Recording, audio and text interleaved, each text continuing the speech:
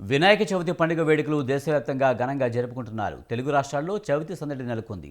వాడవాడల ఆధ్యాత్మిక శోభ వెల్లివిరిసింది. ఇక తెలంగాణలో వినాయక చవితి సందడి అంబరాన్ని అంటింది. వాడవాడల వినాయకుని విగ్రహాలు దర్శనమిస్తున్నాయి. చిన్న బొమ్మల నుంచి అతిపెద్ద విగ్రహాల వరకు వీధుల్లో దర్శనమిస్తున్నాయి. మార్కెట్లలోనూ సందడి వాతావరణం నెలకొంది.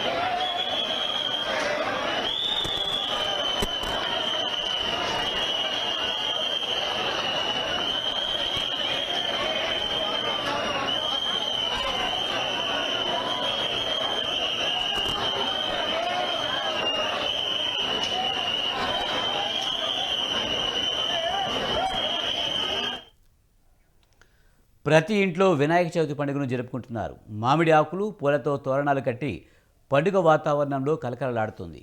వినాయకుడి ముందు పత్రి నైవేద్యంతో భక్తి శ్రద్ధలతో పూజలు నిర్వహిస్తున్నారు.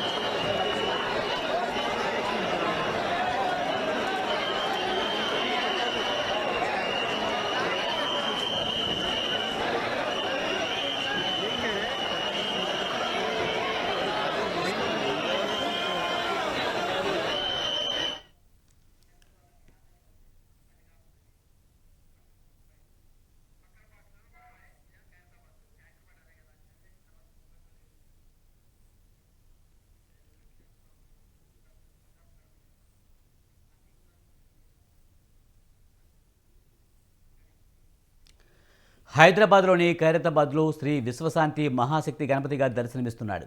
ఖైరతాబాద్ బడా గణేశుడు 69 అడుగులు 28 వెడల్పుతో భక్తులను ఆశీర్వదిస్తున్నాడు. 84 రోజుల పాటు 125 మంది కళాకారులు ఈ మహాగణపతిని తీర్చిదిద్దారు. లక్షల మంది గణపైన చూడడానికి వస్తుంటారు. కాబట్టి ప్రభుత్వం అన్ని భద్రతాపరమైన ఏర్పాటు చేసింది. తొలి పూజను గవర్నర్ నిర్వహించనున్నారు. ఇక ముంబైలో కూడా అంగరంగ వైభవంగా గణపతి నవరాత్రులకు ఏర్పాటు చేశారు. అలాగే భక్తులు కూడా వస్తున్న పరిస్థితి కనిపిస్తుంది. ఈసారి బంగారపు రంగుతో మెరిసిపోతున్నాడు వినాయకుడు. గణపతి బంగారపు సింహాసనంపై కొలువు తీరి ఆశీర్వదిస్తున్నాడు.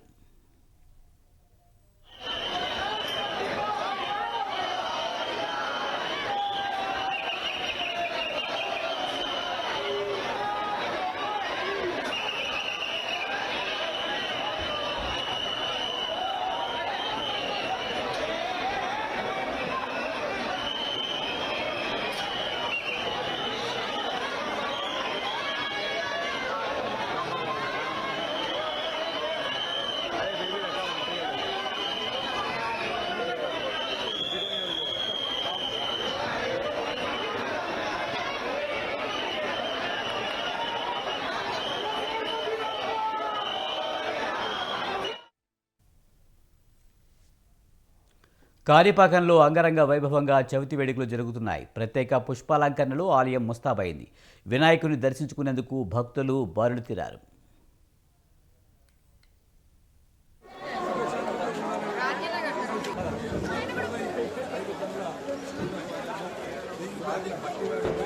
రాజు ముసుకుంది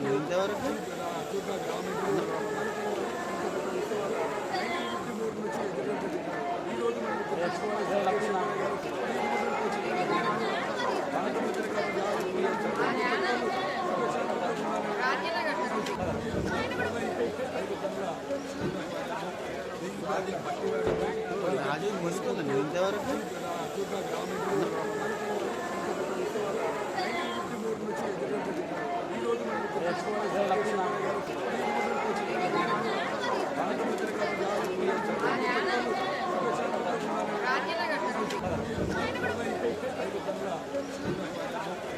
రాజు మునుకుందండి ఇంతవరకు.